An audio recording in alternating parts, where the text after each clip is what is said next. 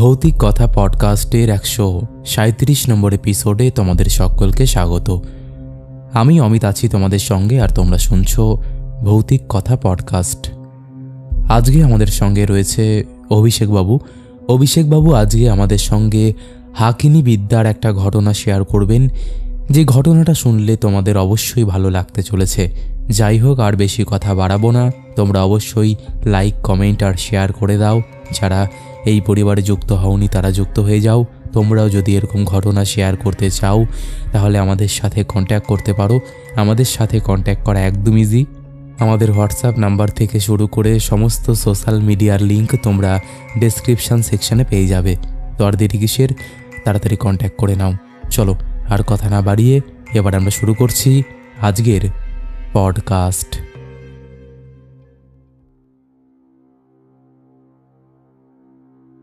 নমস্কার অভিষেক বাবু। বলো, কিরকম আছে? এই চলছে, আপনার? এই চলে যাচ্ছে। এই সবে তোমার কিছুক্ষণ আগে হোম করে উঠলাম। আচ্ছা, এই যে 1 ঘন্টা আগে হোম মিটলো। গরমের মধ্যে? হ্যাঁ, গরমের মধ্যে। এই করার তো নেই। না, কিছু করার নেই। আর গরম, মারাত্মক গরম। তোমার ওখানে কিরকম গরম? গরমের কথা আর কি বলবো, 40-এর নিচে মানে কোনো কথাই নেই। না, তোমার তো বাঁকুড়া নাকি? না, আমার দক্ষিণ দিনাজপুরে। এদিকে এত গরম থাকে না, এদিকে সত্যি এত গরম থাকে না। মানে এটা আমাদের কাছে খুব একটা চমকপ্রদ বলতে পারেন। একটা ইনসিডেন্ট। হ্যাঁ হ্যাঁ হ্যাঁ, মানে বলে না যে প্যাথেটিক বলতে পারো, আমাদের বলতে পারেন আমাদের জন্য।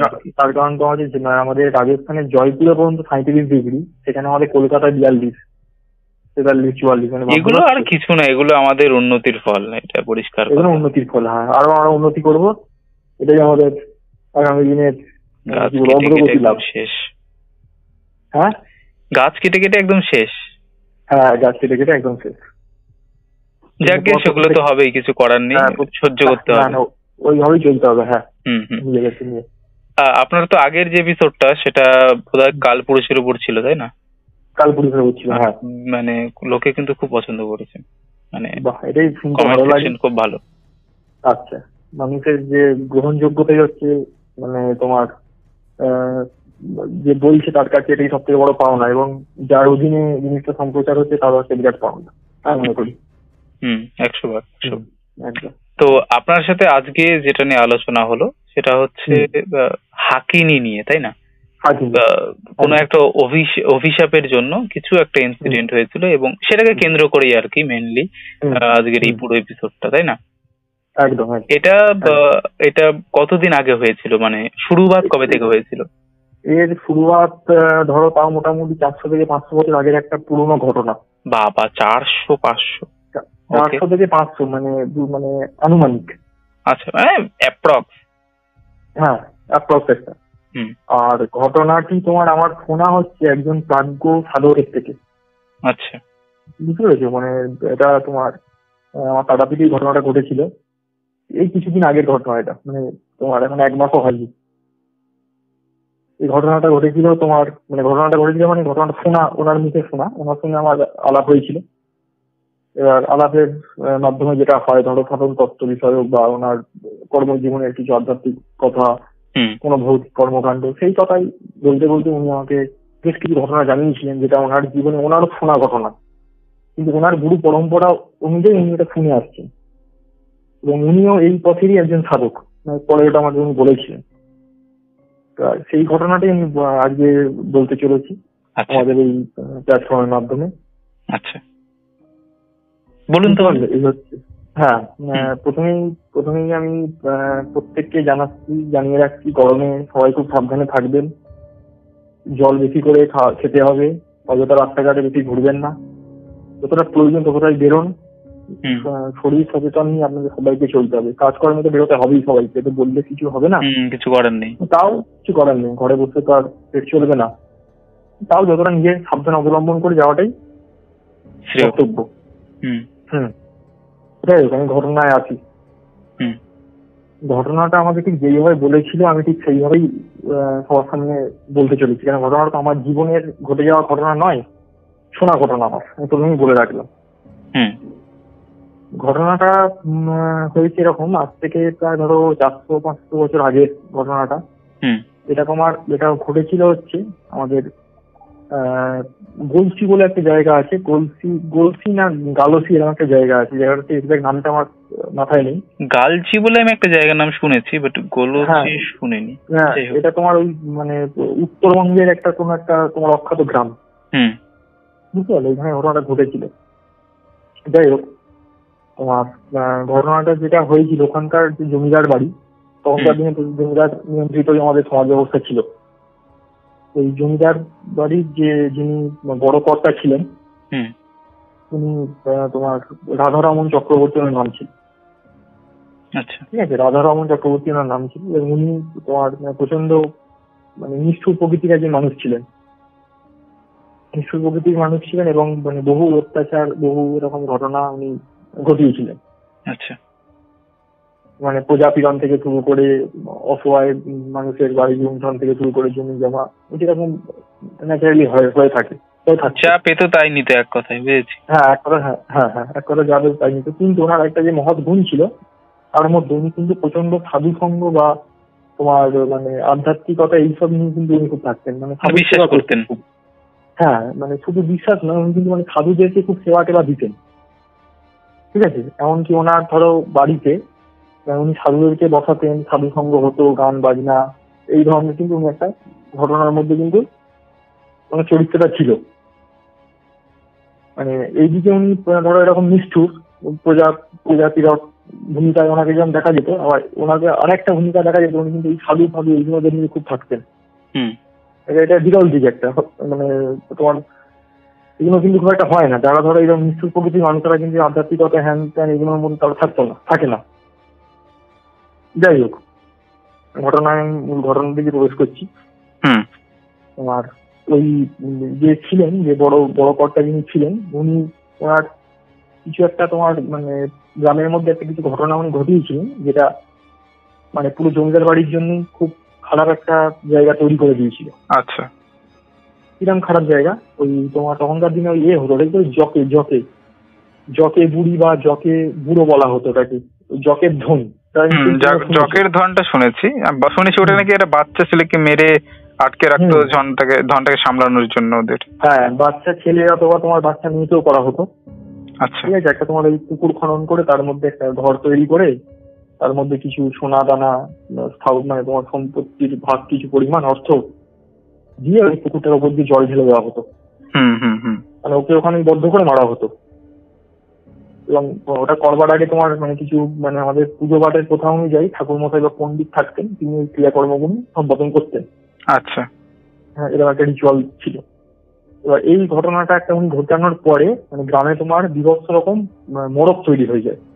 আচ্ছা, মড়ক তৈরি হয়। এবার মড়কটা তোমার হয়েছিল, মড়কটার কারণটা ছিল হচ্ছে কুষ্ঠরোগ। তখনকার দিনে ম্যাক্সিমাম লোকের কুষ্ঠরোগ হতো। এই কুষ্ঠরোগে মানে তোমার গ্রামের প্রচুর লোক একদম মানে নিঃশেষিত হয়ে গেছিল। আচ্ছা, এই ঘটনার পরে উনি ওনার বাড়িতে মা শেতলা এবং তোমার গোবিন্দ মন্দির প্রতিষ্ঠা করেন। মানে কোনো এক তোমার মানে কি বলবো তান্ত্রিক সাধকের পরামর্শ অনুযায়ী এটা উনি করেছিলেন। আচ্ছা, এবং করাবার পর উনি বাড়িতে নিত্য পূজার ব্যবস্থা করেন মন্দিরে। আর তারপর থেকে নাকি এই তোমার এই আস্তে আস্তে এই যে কুষ্ঠের যে রোগের যে প্রকোপ আস্তে আস্তে দূরীভূত হয়, কমে যায়। এই যে ধরো এই যে মন্দির প্রতিষ্ঠা করে উনি পুজো পাঠ সবকিছু করতেন, একজন তান্ত্রিকের পরামর্শ উনি করতেন। ওই তান্ত্রিকটা তোমার ছিলেন শ্মশানবাসী, বুঝতে পেরেছে? শ্মশানবাসী তান্ত্রিক ছিলেন। তিনি ওনাকে বলেছিলেন যে তুমি তোমার এই যে গ্রামের যে প্রকোপ চলছে এর থেকে বাঁচতে গেলে তোমাকে বাড়িতে মা শীতলার মন্দির প্রতিষ্ঠা করতে হবে, এবং তার সঙ্গে আমাদের গোবিন্দজির শিলামূর্তি প্রতিষ্ঠা করে নিয়মিত পুজো করতে হবে। আচ্ছা, উনি তথারূপ তাই উনি করেছিলেন, সেই রকম ব্যবস্থা উনি করেছিলেন, এবং এক পণ্ডিতকে এনে উনি পুজো পাঠের ব্যবস্থা করেন। আচ্ছা, নিত্যদিন এইভাবেই চলছিল, দিনের পর দিন সব ঠিকঠাকই চলছিল। একদিন তোমার ওই জমিদার বড় কর্তা, ওনার মনে হলো যে উনি ওই শ্মশানচারী যে সাধক ছিলেন, শ্মশানের মধ্যে বাস করতেন, ওনাকে ওনার গৃহ মন্দিরে বা গৃহ বসত বাড়িতে এনে রাখবেন। আচ্ছা, এই চিন্তা ভাবনা নিয়ে উনি ওনার কাছে গেলেন। গিয়ে এরকম ওনার এই প্রস্তাবটা ওনাকে জানালেন যে বাবাজি, আপনার তো কথায় আমাদের গ্রাম এমনকি আমাদের জমিদার বাড়ির সবাই আজকে বিপদমুক্ত, আপনি আমাদের বাড়িতে গিয়ে আমার গৃহমন্দিরে বসত ভিটেতে আপনি বিরাজ করুন। আচ্ছা। তো আপনার সেবা করে আমাদের জীবনটা আমরা অতিবাহিত করতে চাই। তখন ওই যে তোমার সাধক ছিলেন যে তান্ত্রিক, তিনি বললেন যে দেখো, আমি তো শ্মশানচারী সন্ন্যাসী, আমি কারো গৃহতে আমি বসবাস করতে পারবো না, আমার এটা আদেশ নেই। তখন বললেন যে না, আমি কোনো কথা শুনবো না, আপনাকে যেতে হবে। মানে খুবই একটা মানে তোমার মানে পায়ে পড়ে যাওয়ার মতো অবস্থা হয়েছিল। আচ্ছা আচ্ছা। তো উনি বললেন ঠিক আছে, তুমি যখন এত করে আমাকে পেরাপিরি করছো, আমি যেতে পারি, তবে আমি কিন্তু তোমার জমিদার বাড়িতে আমি থাকবো না। জমিদার বাড়ির বাইরে আমাকে একটা ঘর তৈরি করে দাও, সেই ঘরের মধ্যে আমি নিজে থাকবো এবং সবাইকে আমি রান্না করে খাবো। ঠিক আছে, সেটা যদি তুমি পারো তাহলে আমি তোমার সঙ্গে যেতে রাজি আছি। তো উনি তো ওনার কথা মতো ওনাকে ওইভাবেই নিয়ে এলেন। জমিদার বাড়িতে একটা পাথর জায়গা করে দিয়ে ওনাকে থাকার ব্যবস্থা করে দেওয়া হলো। উনি যথারীতি ওইখানে থাকলেন এবং ওখানে থেকে উনি ওনার সাধনা ভজন সবকিছু করতেন এবং গ্রামের লোকেদের বিপদ আপদ সবকিছু হলে ওনার কাছে দ্বারস্থ হতো। এরম ভাবেই চলছিল বহুদিন। এরম ভাবে চলার পর ওই সাধক পণ্ডিতের কথাতে উনি আরেকজন তোমার ঠাকুর মশাইকে ওইখানে নিয়োগ করেন, যে তোমার ওই মা শীতলা আর গোবিন্দজি পুজোর জন্য নিয়োগ করেন। একজন তোমার আরেকজন গৃহস্থ তান্ত্রিককে নিয়োগ করেন, তিনি ছিলেন ওনারই শিষ্য। ঠিক আছে, ওনারাও তোমার ওই সপরিবারে পুত্র কন্যা সবাইকে নিয়ে এসে ওই জমির পাশে একটা বসত ভিটে করে দেন। ওই আমাদের জমিদার মশাই ওখানে ওনারা থাকতেন, থেকে মায়ের পুজো নিত্যদিন পুজো পাঠ সবকিছু করতেন। আচ্ছা। তো এইভাবে তো দিনের পর দিন চলতে থাকে এবং তোমার এই যে সাধক ছিলেন, এই সাধকের তো বয়স বাড়ছে, আস্তে আস্তে বয়স বৃদ্ধি হচ্ছে। যে পণ্ডিত ছিলেন ওনারও বয়স বৃদ্ধি হচ্ছে। এদিকে তোমার এই যে বড় কর্তা ছিল, বড় কর্তার তো আস্তে আস্তে বয়স হয়ে গেছে। তার ছেলেও তোমার মানে যে আমাদের কলকাতা থেকে পড়াশোনা করে দেশে ফিরে এসেছে গ্রামে। তিনি হয়েছেন কি, তিনি তোমার বাবার মতো রকম না, তেনার আবার মানে তোমার মন নিয়ে সম্পূর্ণ আলাদা, অন্য রকমের। আচ্ছা, বুঝতে পেরেছো? তিনি মানে এটা ঠাকুর দেবতা সাধু সন্ন্যাসী এসব একদম মানেন না কিছু। উনি সবকিছু বিজ্ঞানের চোখে উনি দেখেন। তো ভালো এসেছেন ওনার মতো। আর ওই তোমার ওইখানে ওদের ওই তোমার বসত ভিটেতে আমাদের ষোলহারিণী অমাবস্যার সময়, কালী পুজোর যে ষোলহারিণী অমাবস্যা জ্যৈষ্ঠ মাসের যে অমাবস্যা হয়, ওই দিন মায়ের ওখানে বিশেষ ষোলহারিণী মূর্তি মানে তোমার একদম দিনের দিন তৈরি করিয়ে পুজো করা হয়। একদিনেই তৈরি হবে, তারপরেই পুজো হবে, আগে থেকে কোনো প্রিপারেশন থাকবে না, তাই তো? না, আগে থেকে কোনো প্রিপারেশন থাকবে না। এমনকি তোমার সূর্য মানে অস্ত যাবার আগেই ওটা কিন্তু তোমার সূর্য উদয় হওয়ার আগেই কিন্তু আবার তোমার নিরাঞ্জন করে দিতে হবে। আচ্ছা, বুঝতে পারলে? মানে আগের দিন সূর্য অস্ত যাওয়ার পরে মাটি তোলা হবে, পুরো ঠাকুর তৈরি করা হবে এবং সূর্য উদয়ের আগেই কিন্তু ঠাকুর বিসর্জন হয়ে যাবে। এরকম একটা সিস্টেম ওই তোমার জ্যৈষ্ঠ মাসে ষোলহারিণী কালিকা পুজোর দিন ওখানে হয়, ওই জমিদার বাড়ি, যেটা বংশের একটা নিয়ম। আর ওই দিন তোমার দেশ মানে তোমার ধরো রাজ্য বলো, দেশ বলো, দেশের বাইরে থেকেও বিভিন্ন সাধু বাউল ফকির দরবেশ এরকম ওইখানে এসে আস্তানা গাড়ে। মানে ওই দিন একটা ধর্ম মেলা মতো হয় মন্দির প্রাঙ্গণে। সেই বছরও যে বছরের ঘটনাটা ঘটেছিল সেই বছরও তোমার ওনারা সব এসেছেন, হাজির হয়েছেন, পুজো পাঠ এদিকে চলছে, মায়ের বলিদান হচ্ছে, সমস্ত ক্রিয়াকর্মাদি হচ্ছে।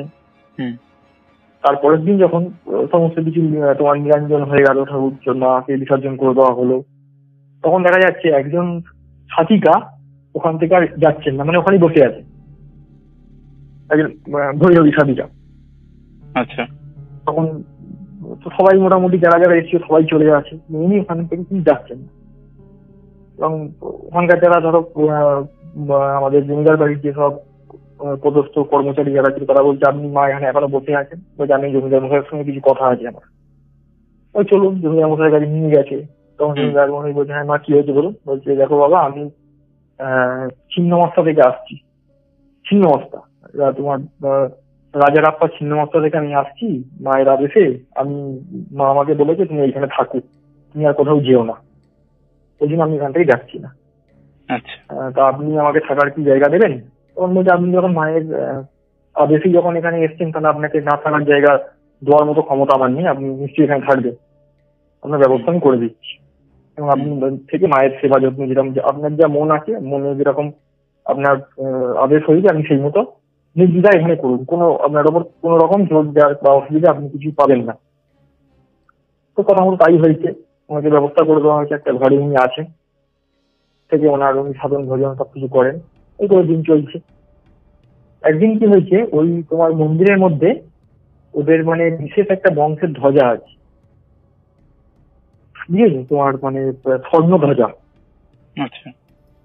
স্বর্ণ ধ্বজা, তার উপর তোমার মানে বহুমূল্যের বেনারস থেকে আনা কিছু দামি পাথরের একটা পেন্ডেন্ট মতো আছে ওই ধ্বজার ওপরে। আচ্ছা। ওনাদের ওটা মানে বহু প্রাচীন, মানে ওই বংশের বহু পুরনো।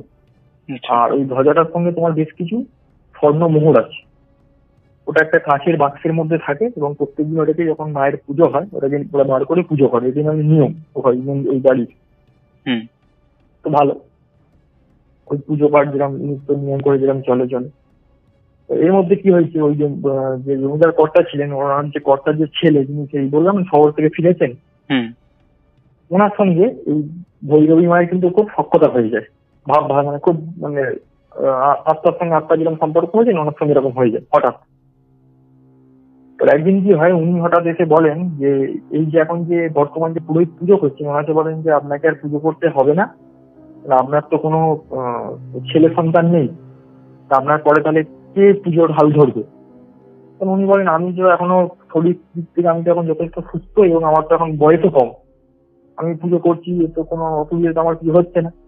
তখন না, আপনাকে এখন পুজো করতে হবে না, আপনার তো একদিন না একদিন তো আপনাকে তো হাল ছাড়তেই হবে, তখন কাকে আমি ধরবো? তার আগে আমি লোক পেয়ে গেছি, এই ভৈরবী মা এই মন্দিরের পুজোর দায়িত্বটা নেবেন, ওনাকে এরকম বলে।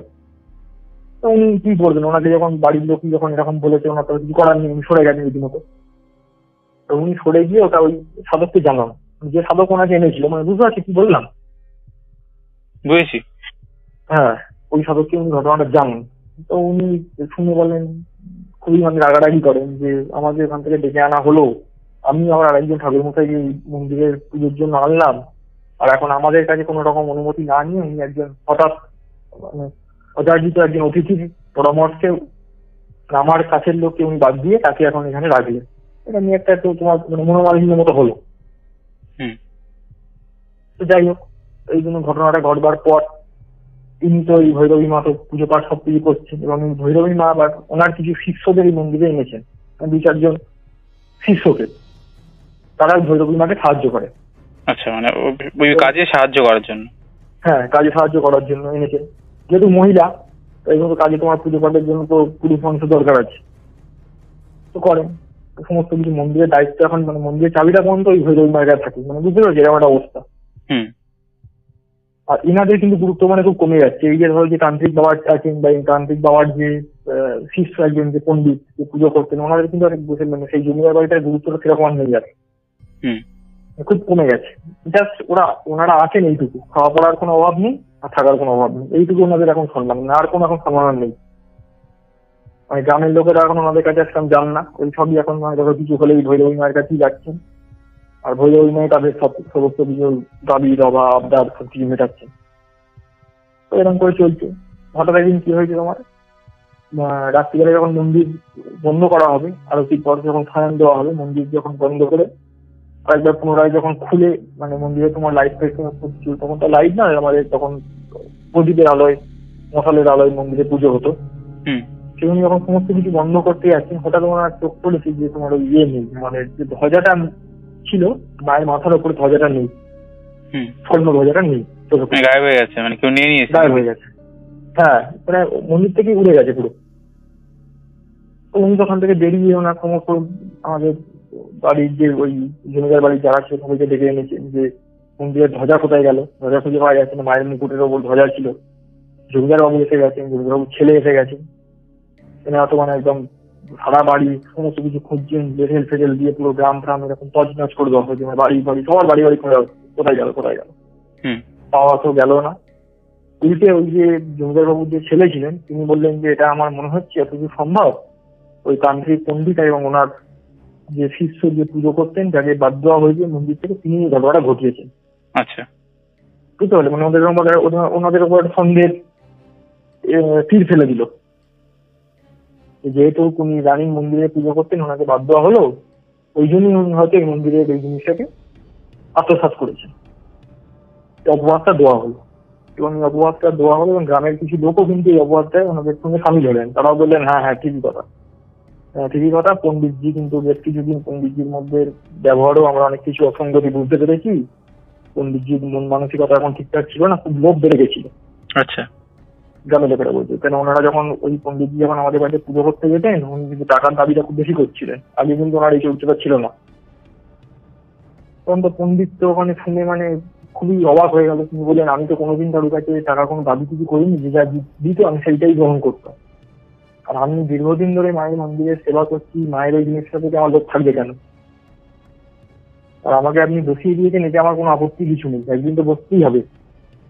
আপনি যেটা ভালো বুঝেছেন করেছেন আপনাদের মন্দির, এতে হিংসার তো আমার কিছু নেই।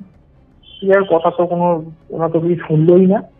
কিন্তু ওনাদেরকে বলে যে তোমরা অবিলম্বে এক বস্ত্রে এক জিনিসে তোমরা আমাদের গ্রাম থেকে চলে যাও, বিদায় নাও।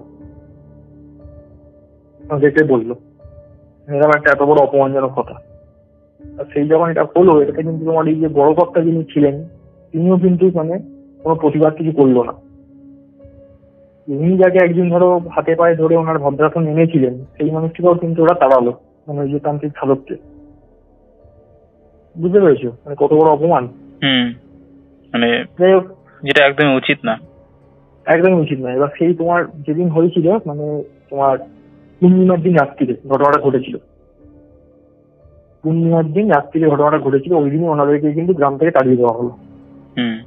যাই হোক, ওনারা সব পরিবারে ওই যে তান্ত্রিক সাধক যে পণ্ডিত ছিলেন, উনি ওয়াইফ, ওনার তোমার চারটে মেয়ে, সবাই মিলে এক বছর ওখান থেকে বেরিয়ে গেলেন।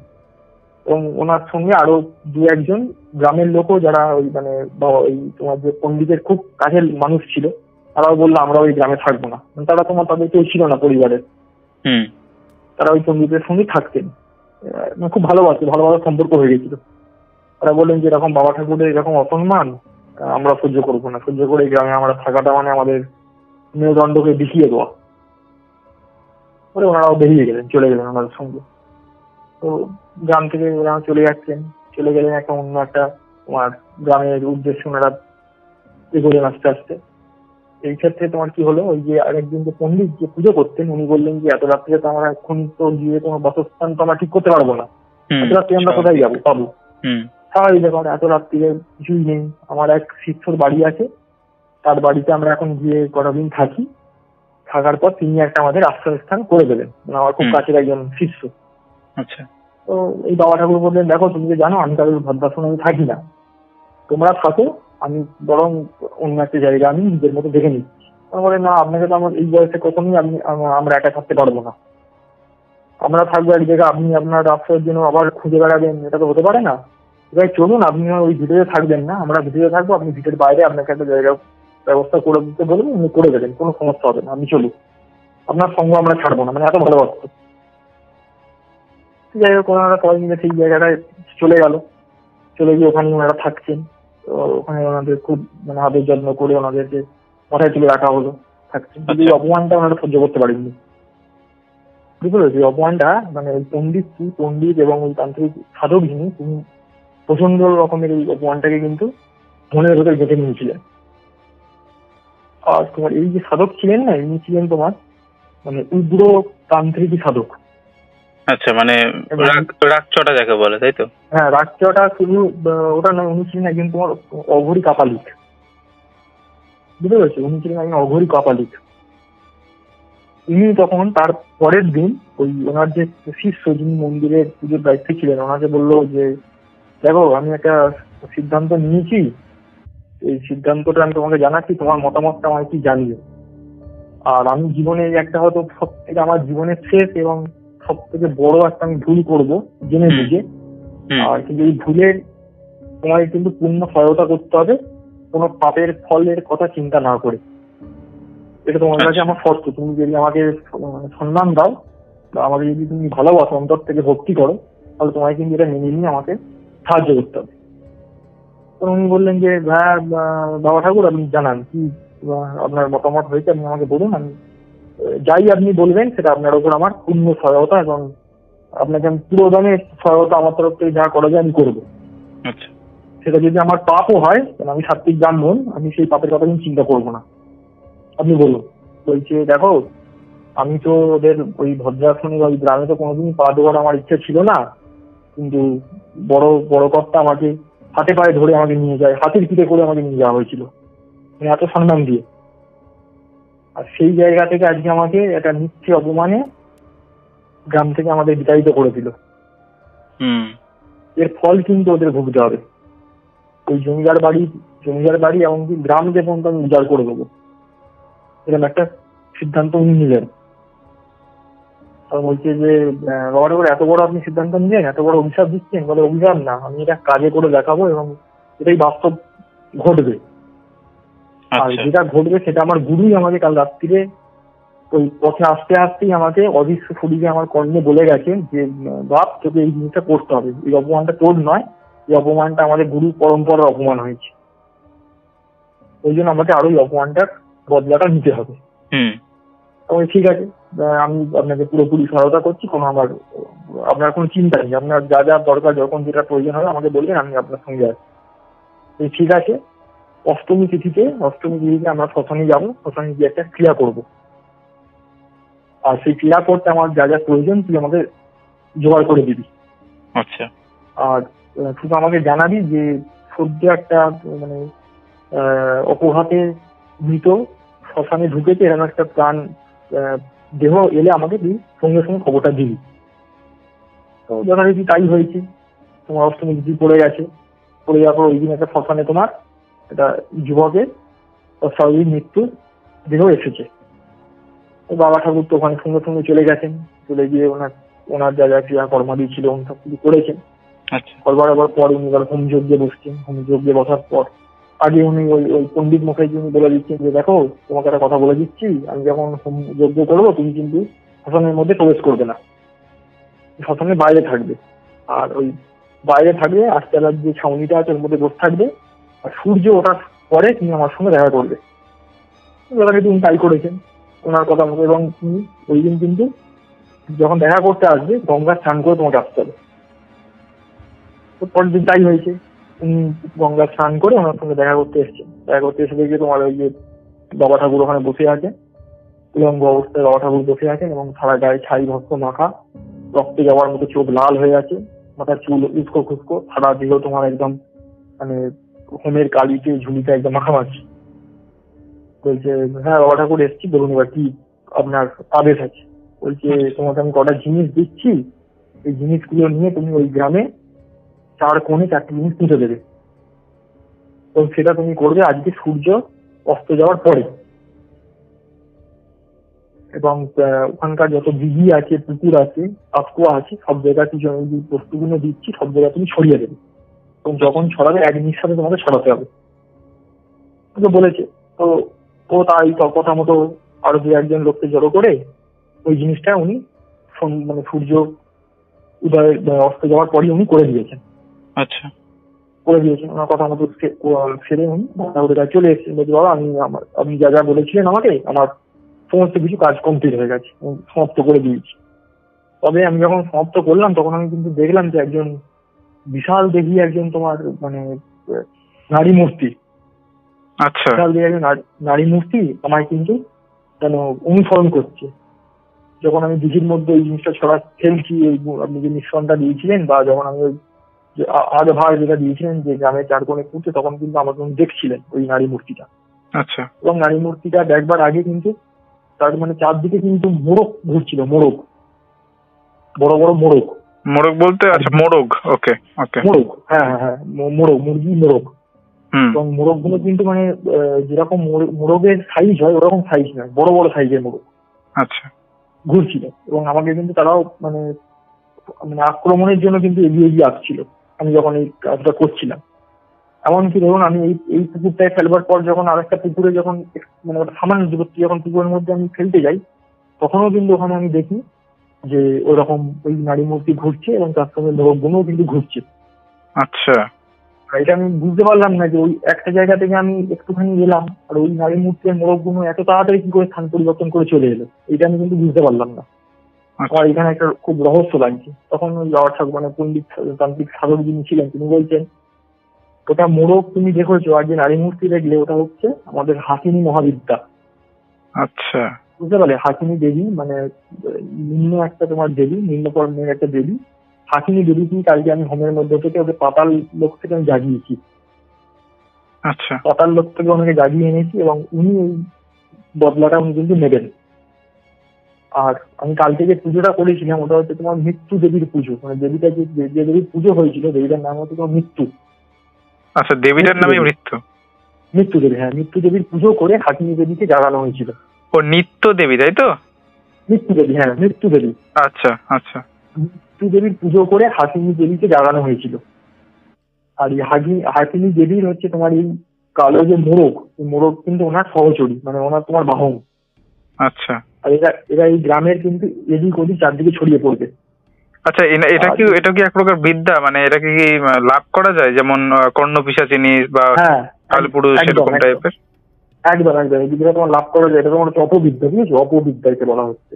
আচ্ছা আচ্ছা, মানে এটা প্রসেসটা কেমন টাইপের? হ্যাঁ, এটা আমি ঘটনাটা একটু আলোচনা করার পর আমি আসছি। আচ্ছা, মানে শেষে? ঠিক আছে, হ্যাঁ হ্যাঁ, তাহলে মানে ছোটদের বুঝতে সুবিধা হবে। ঠিক আছে। তো হ্যাঁ, এবার দেখা যাচ্ছে এই মোড়ক কিন্তু সকালবেলাও কিন্তু গ্রামের এদিক ওদিক কিন্তু প্রচুর মোড়কের একটা উপদ্রব বেড়ে গেছে। এটা মানে তারপরের দিন যখন ওই বাবা ঠাকুর ওনাকে পাঠিয়েছেন যে গ্রামের কি পরিস্থিতি দেখতে, উনি দেখছেন কিন্তু গ্রামের এদিক সেদিক কিন্তু মোড়ক ঘুরে বেড়াচ্ছে খুব, মানে মোড়কের পরিমাণ এত কিন্তু গ্রামের মধ্যে ছিল না, বুঝতে পেরেছি? মোড়ক বেড়ে গেছে খুব, হঠাৎই মোড়কের একটা আবির্ভাব গ্রামের মধ্যে হয়ে গেছে। এবং অনেক লোক ভাবছে হয়তো বন মোড়ক, এগুলো বন থেকে চলে এসছে, কিন্তু এগুলো বন মোড়ক একটাও নয়, এগুলো সবই গ্রামের লোক এগুলো জানে না কি ব্যাপার। কিছু কিছু লোক মোড়ক গুলোকে বাড়িতে নিয়ে চলে যাচ্ছে, কিছু কিছু লোক তাড়িয়ে দিচ্ছে, এরকম একটা ঘটনা ঘটছে।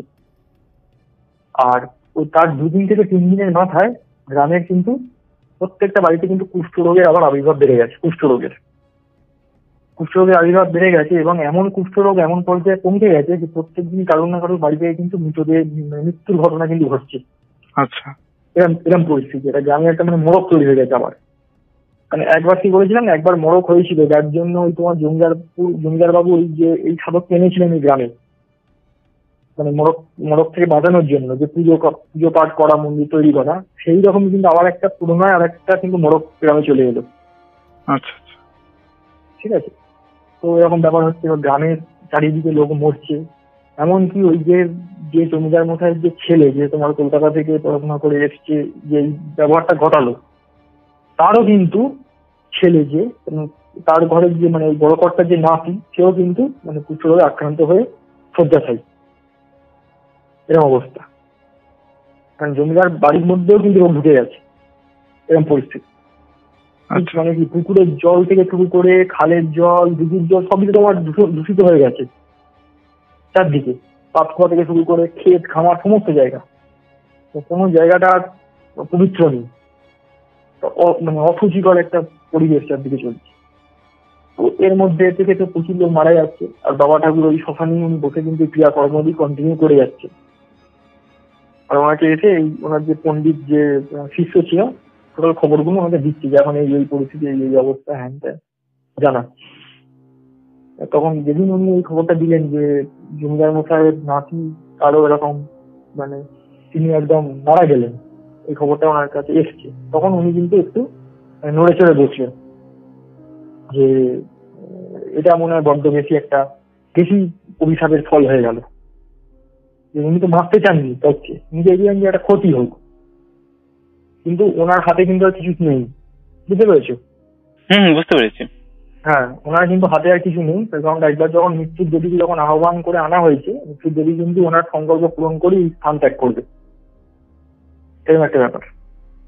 তো উনি বলছেন যে না, এটা তো আমি তো এতটা ক্ষতি হোক আমি চাইনি, তাহলে তুমি একটা কাজ করো, তুমি একবার গ্রামে যাও, যে জমিদার মশাইকে ওনার ছেলেকে একবার বলো যে এখন কিরম কি আছে না আছে, ওনারা ওদের চিন্তা ভাবনাটা কি একবার দেখে, ওনারা কি আমাদের কি এখন কি চোখে দেখছি।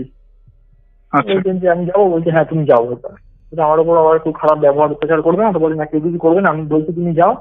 ওনারা অনুতপ্ত, আমাদের তাড়িয়ে ওনারা খুব ভুল করেছেন, এটা ওনারা বুঝে গেছেন। আচ্ছা, সত্যি তাই হয়েছে, ওনাদের তাড়ানোর ফলে যে এই ঘটনাগুলো ঘটছে ওনারা এটা বুঝতে পেরেছেন।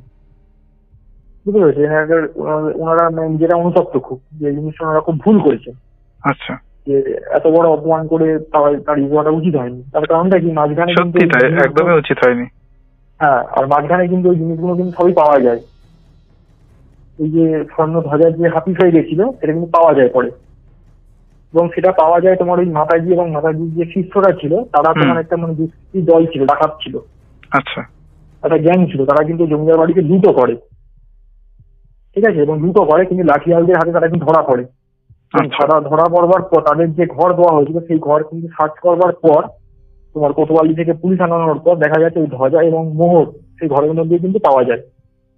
আচ্ছা, তখনই ওরা বুঝতে পারেন যে এনারা হচ্ছে আসলে কেউ তোমার সাধক সাধিকা ছিল না, এনারা তোমার ছিল যে ঠগীদের একদম মানে তোমার একটা গ্রুপ, এরাই করে বেড়াতো মানে ভেক সেজে এসে। এটা নিয়ে আমার অনুতপ্ত ছিল যে আমরা কি ভুল করে একজন আসল লোককে তাড়ালাম গ্রাম থেকে, যে মানুষটা আমাদের গ্রামের বিপদ আপদ সবকিছু আমাদেরকে বাঁচাতো, রোগ হলে সাহায্য করতো, সেই মানুষটাকে আমরা ভুল অপবাদ দিয়ে তাড়িয়ে দিলাম। এটা ওনারা পরে রিগ্রেট করেছে। যাই হোক, তোমার এই যে ঠাকুর মশাই ওনাদের জমিদার বাড়িতে গেলেন, ওনাকে দেখে এনারা তো মানে খুবই আপ্লুত হয়ে গেছে, মানে আশাই করতে পারেননি যে ওনারা আসবেন, উনি আসবেন। ওনারা একদম পায়ে পড়ে গেছেন, যে পায়ে পড়ে বলছে ঠাকুর মশাই আমাকে ক্ষমা করে দিন, আপনাকে এরকম করে অপমান করে আপনার চাকরি নিয়ে নেওয়া, আপনাদের গ্রাম থেকে তাড়িয়ে দেওয়া। উনি বলছেন যে দেখো, আমাকে তুমি তাড়িয়ে দিয়েছো, আমার পরিবারকে তাড়িয়ে দিয়েছো, তাতে আমার কিছু যায় আসে না। তোমরা যে মানুষটাকে এরকম করে অপমান করে তাড়ালে সেই মানুষটা তো অনেক জ্ঞানী গুণী একজন শক্তিধর সাধক ছিলেন, ওনাকে তোমার তাড়িয়ে কিন্তু খুব ভুল করেছো। তখন বলছে হ্যাঁ সেটা ভুল করেই বুঝতে পারছি, তার ভুলেরই ফলে আমরা আজকে গুনছি, আমার নাতিটা আজকে নিয়ে চলে গেছে, এরকম ব্যাপার। আর তোমার জমিদার মশাই যে বড় কথা, সেও কিন্তু বিছনাতে একদম মানে শয্যাশায়ী, মানে একদম মরণের মতো অবস্থা হয়ে গেছে, তিনিও মানে কিছুদিনের মধ্যে তিনিও চলে যাবেন, এরকম একটা পরিস্থিতি। ওই ছেলেটাও মানে যে অপকীর্তিটা ঘটিয়েছিল ওই জমিদার মশাই যে ছেলে, সেও মানে পায়ে পড়ে খুবই কান্নাকাটি করছে, বলছে আমাদের ব্যবসা বাণিজ্য সবকিছু খারাপ দিকে এগিয়ে গেছে, আমাদের সেই আগের মতো আর সেই জায়গা নেই। এরকম তো মানে কি বলবো, মানে খুব তোমার অনুতপ্ত হচ্ছে ওরা। ঠিক আছে, আপনি পণ্ডিতজি আপনি আপনার ওই বাবা ঠাকুরকে এখানে নিয়ে চলে আসুন, এবং আপনারা যেখানে যেরকম ছিলেন সেইভাবে আপনারা থাকুন, থেকে মায়ের সেবা পুজো পাঠ যা করছেন করুন। আর বাবাকে একটু বলুন যে যাতে গ্রামের এই রোগ মুক্তি লাভের একটা পথ যেন তৈরি করে দেন, গ্রামের পর গ্রাম আর বিজার হয়ে যাচ্ছে, আমাদের মানে চাল ডাল সবকিছু ফসলও নষ্ট হয়ে যাচ্ছে, হঠাৎ ফসল নষ্ট হয়ে যাচ্ছে, চালের মানে চালের যেখানে আরো সেখানে তোমার আগুন ধরে যাচ্ছে, এরকম একটা ব্যাপার হচ্ছে। বুঝতে পেরেছি, মানে খুব একটা বাজে পরিস্থিতি গ্রামের। মানে সবাই একটা আতঙ্কের মধ্যে আছে। হ্যাঁ, সবাই মধ্যে আতঙ্কের মধ্যে আছে। তখন তোমার মা এমনকি তোমার মানে দিঘির মধ্যে যে মাছ না, মাছ মরে ভেসে উঠছে, এরকম পরিস্থিতি। তো উনি বললেন ঠিক আছে, আমি বাবা ঠাকুরকে গিয়ে জানাচ্ছি, উনি যদি এখানে আসতে চান আপনাদের উপর ক্ষমা করে, তাহলে ওনাকে আমি নিয়ে একবারে আসবো। আচ্ছা। তো সেই কথা মতো উনি চলে গেলেন, চলে গিয়ে ওনাকে বললেন যে এরকম অবস্থা, ওনার নাতি মারা গেছে, আর ওনারা খুবই অনুতপ্ত, ভুল করে ওরা ক্ষমাও চেয়েছে আমার পায়ে হাত দিয়ে, এবং বলেছে আপনাকে যেন সসম্মানে গাড়ি নিয়ে আসা হয়, আপনাকে সেই মতোই ব্যবস্থা করতে ওনারা কিন্তু আবার হাতি পাঠিয়ে দিচ্ছে, আজকে বিকেলেই হাতি পাঠাবে। আচ্ছা। আপনি কিন্তু আর কোনো রাগ অভিমান না খুশি আপনি কিন্তু ওখানে চলে যাবেন, আপনাদেরকেও যেতে হবে, আমরাও আপনার সঙ্গে চলে যাব। তো উনি বলেন যে ঠিক আছে, আমাকে যেতে তো হবেই, কেন আমি যে ভুলটা ওনাদের উপর, আমিও তো একটা বদলাম নেওয়ার জন্য আমি একটা ঘটনা ঘটিয়েছি, যে মানে তোমার মৃত্যুর দেবী পুজো করে হাকিম দেবীকে পৃথিবীর মধ্যে পাতাল লোক থেকে জাগিয়েছি, জাগিয়ে যে এত বড় যে ঘটনাটা ঘটালাম, এটাও তো প্রায়শ্চিত্ত করতে হবে। আমি ভুলটা করেছি, আমার গুরুই আমাকে আদেশটা দিয়েছিল বলে আমাকে করতে হয়েছে, কেন এই যে অপমানটা আমার একার অপমান না, এটা আমাদের গুরুর অপমান। ঠিক আছে, আমি যাবো, ওনাদের গিয়ে আমি ক্ষমা করে দেবো। তো কথা মতো ওনাকে সেরকম ভাবে সসম্মানে নিয়ে যাওয়া হয়। তখন মানে নিয়ে যাওয়ার পর উনি বলেন যে ঠিক আছে, আমি আজকে রাত্রিবেলায় মায়ের পুজো করবো, মানে তোমার মৃত্যুর দেবীর পুজো হবে, ঠিক আছে, মৃত্যুর দেবীর পুজো করে আমি যাতে আবার এই সমস্যাটা থেকে মানুষ মুক্তি লাভ করে, গ্রামের যে আবার আগের যে অবস্থান ছিল সেই অবস্থান যাতে ফিরিয়ে দিতে পারি তার ব্যবস্থা আমি করবো। আমাদের তবে একটা জায়গা দিতে হবে, আমি পুজো করবার মতো আমার স্থান দরকার। সেই একই নিয়ম, তোমার মানে সদ্য গঙ্গা থেকে পলি মাটি তুলে কুমোরকে দিয়ে ঠাকুর তৈরি করিয়ে ওই ঠাকুর তোমার শুকিয়ে নিয়ে পুজোর একটা গোজগাছ তৈরি করা হলো। মশালের আলোয় পুজো হবে, মশালের আলোয় পুজো হবে, এবং তার জন্য তোমার মহিষ লাগবে, ছাগল লাগবে, মোরগ লাগবে, মশা বলিদান হবে। সব ব্যবস্থা জমিদার মশাই করে দিয়েছেন। ওই মৃত্যু পথযাত্রী অবস্থাতেও তিনি কিন্তু সমস্ত কিছু ব্যবস্থা করতে কিন্তু পিছপা হননি। তার কারণটা আমি জানি আমি মরে যাবো, যে আমার জমিদার বংশ এবং আমার গ্রাম যেন রক্ষা পায় ব্যবস্থা থেকে। তো বাবা ঠাকুর তো তোমার বললেন যে আমি পুজো করলে কিন্তু হবে না, এই পুজোটা করতে হবে কোনো সব ব্রাহ্মণকে পুজো করতে হবে, কারণ আমি তো অঘরি কাপালিক, আমি গৃহস্থ নই, এই পুজো কিন্তু মা আমার নেবে না। এবং আমি মাকে জাগরণ করেছি, মাকে কিন্তু আমি কিন্তু স্বয়ং দিতে পারবো না, মাকে ঘুমন্ত অবস্থায় কিন্তু আবার পাতার লোকে কিন্তু পাঠিয়ে দেবে সেই একজন সব ব্রাহ্মণ। বললেন তাকে দিয়ে করানো হবে, বলতে করানো হবে না, আমারই শিষ্যকে দিয়ে করাবো, যে পণ্ডিত যে মায়ের পুজো করতেন ওনাকে দিয়ে করানো হবে। উনি বলছেন বাবা আমি তো আপনার শিষ্য ঠিকই, কিন্তু আমি তো তন্ত্রমতে আপনি তো আমাকে দীক্ষা দেননি, আর এবং আমি তন্ত্রমতে কিছু জানিও না, আমি তো বৈদিক আচার ব্যবস্থার আমি তো সাধক, আমি কি পুজো করতে পারবো? এবং বলছে তুমি পুজো করতে পারবে, তোমাকে আমি অনুমতি দিচ্ছি, এবং এই পুজোর কি কি বিধান আছে তোমাকে আমি সমস্ত কিছু জানিয়ে দিচ্ছি, তুমি পুজোটা নির্ভয় করো। বুঝতে পারলো? তো কথা মতো ওনার ওই পুজো শুরু হলো। সকালের মধ্যে মৃত্যুর দেবীকে আনয়ন করে তোমার হাসিনী দেবীর উদ্দেশ্যে বলিদান থেকে নিজে হাতে বলিদান, নিজে হাতে উপাচার, নিজে হাতে ভোগ নিবেদন সমস্ত কিছু করলেন। এবং করবার পর রাতারাতি দেখছেন যে মানে ওই যে যেখানটা পুজো করা হয়েছিল চারদিকে মানে মোরগ ভর্তি হয়ে গেল, মানে গিজগিজ করছে মোরগ, মানে এরকম একটা অবস্থা। এবং যত মোরগ আবির্ভাব হচ্ছে সব মোরগ কিন্তু ঘাড় গুলো এরকম কাজ করে কিন্তু মরেও যাচ্ছে। এখন ব্যাপার বুঝতে পারছো তো, মানে ধরো মোরগ গুলো হঠাৎ হঠাৎ এরকম বেরোচ্ছে অন্ধকারের মধ্যে থেকে, আবার কিন্তু নিজে কিন্তু ঘাড় গুলো মানে মুখগুলো উল্টে না নিজেই মরে যাচ্ছে। আর যখন মরে যাচ্ছে না মুখের পাশ দিয়ে এক ধরনের তোমার গুঁড়ো গুঁড়ো কি বেরোচ্ছে, মানে একদম তোমার এই কাঠের গুঁড়ো যেরকম গুঁড়ো গুঁড়ো হয় না ওরকম টাইপের, এরকম করে মরে যাচ্ছে। তো ইনি তো পুজো করছেন, আর এই যে তান্ত্রিক সাধক ছিলেন পেছনে বসে আছেন, বসে বলছে ঠিক আছে তোমার কোনো ভয় নেই, তুমি পুজোটা নির্ভর করে যাও। উনি কমপ্লিট পুজোটা ভালোভাবে করলেন। করবার পর উনি দেখছেন যে মায়ের যেখানে নৈবেদ্য দেওয়া হয় ওই নৈবেদ্যর থালার নিচে না চারখানা ছোট ছোট খুঁড়ি, চারটে ছোট ছোট খুঁড়ি, মানে বুঝাতে যে খুঁড়িগুলো উনি গ্রামে পুঁতেছিলেন চারখানে, সেই খুঁড়িগুলো কিন্তু অটোমেটিক চলে যাচ্ছে ভোগের নৈবেদ্য থালার নিচে। আর ওই যে পুকুরে বলো চাষের জমিতে বলো যে দ্রব্যাদি যে ছড়ানো হয়েছিল সেইগুলো কিন্তু মোরগদের মুখে উঠে কিন্তু মোরগগুলো মারা যায়।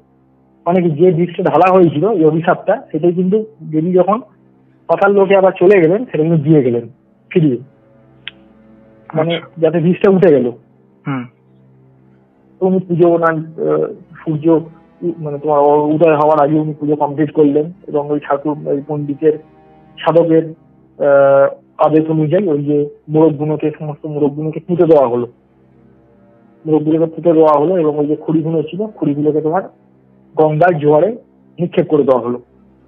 করে সেই গঙ্গার জল এনে তোমার সমস্ত জমিদার বাড়ি, সমস্ত গ্রাম, পুরো গ্রামে ঘুরে ঘুরে ওই জল ছড়ানো, এবং তার সঙ্গে তোমার যত ক্ষেত, পুকুর, নদী, দিঘি, খানাখন্দ যত জায়গা ছিল সব জায়গায় ওই পবিত্র গঙ্গা জল, ওই জোয়ারের জল ছড়িয়ে দেওয়া হলো দিনের দিন করে।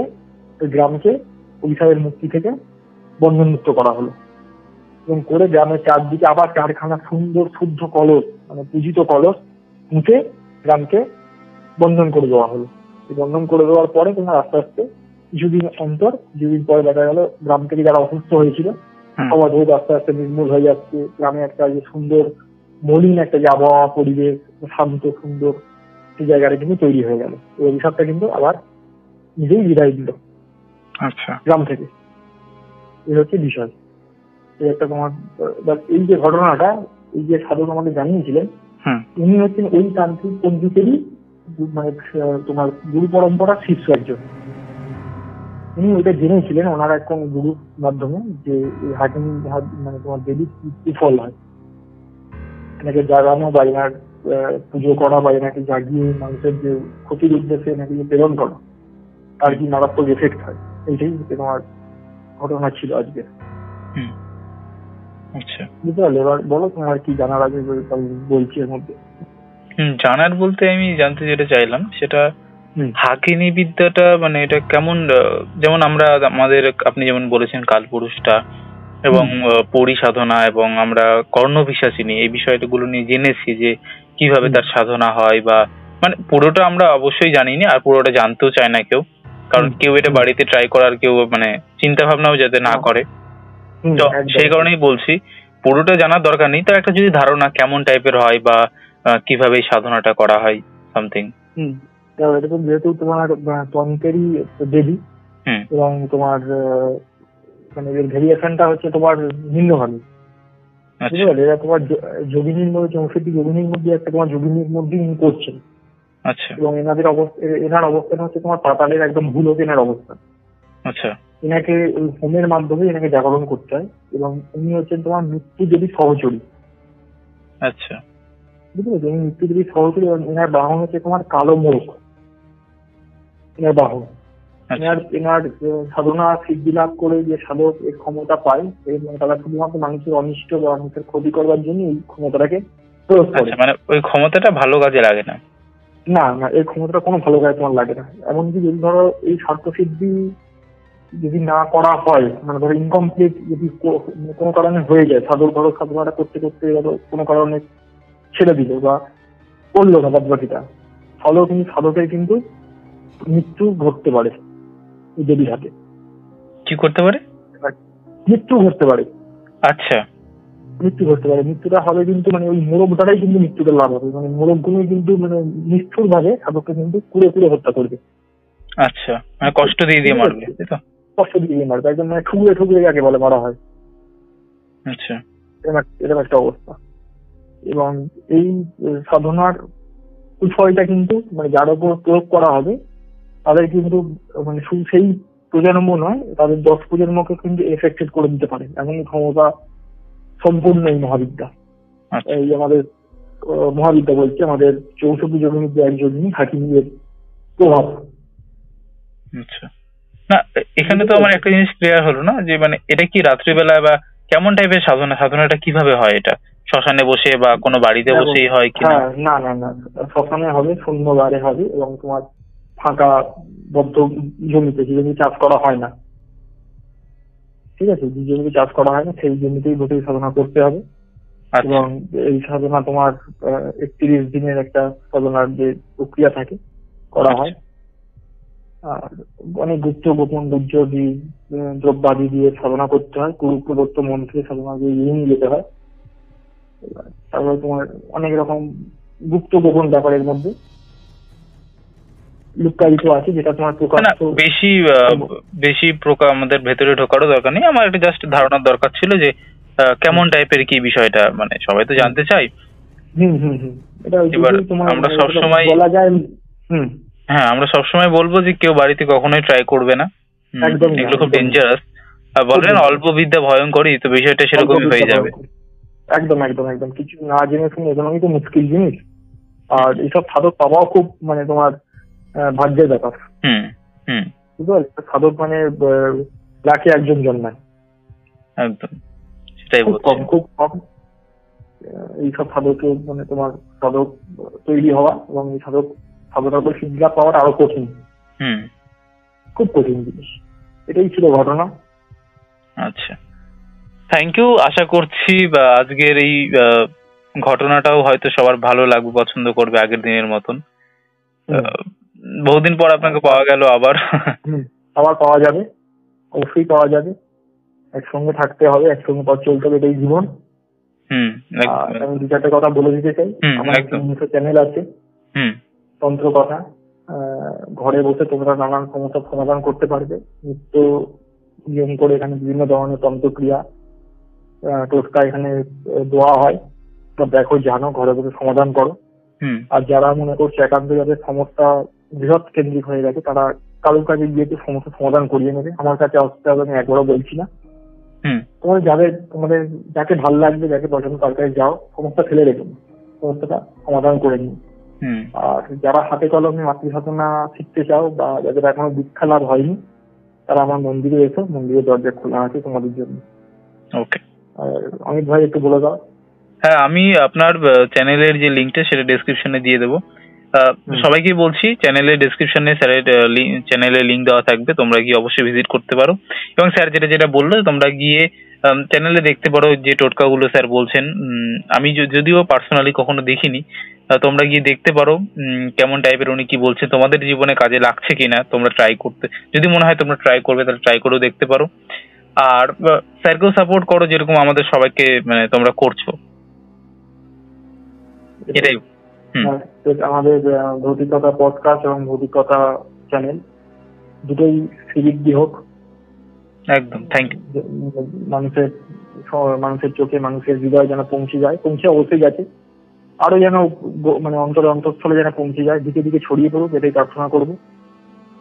সকলে ভালো থাকুন, সুস্থ থাকুন। একদম। জয় মা তারা, জয় গুরু রামদেব। জয় মা তারা। শেষ করছি। একদম একদম একদম। তো এই ছিল আজকের পডকাস্ট। আশা করছি তোমাদের দারুণ লেগেছে। কেমন লেগেছে তোমরা অবশ্যই সেটা কমেন্ট করে জানিয়ে দাও। তোমরাও যদি এই পরিবারে যুক্ত না হয়ে থাকো অবশ্যই যুক্ত হয়ে যাও, বেশি বেশি করে শেয়ার করো, যাতে আমাদের এই পরিবার আরও অনেক দূরে ছড়িয়ে যেতে পারে। যাই হোক, আর কথা বাড়াচ্ছি না, আজকের মতন এখানেই শেষ করছি। আবার দেখা হবে নতুন কোনো ঘটনা নিয়ে।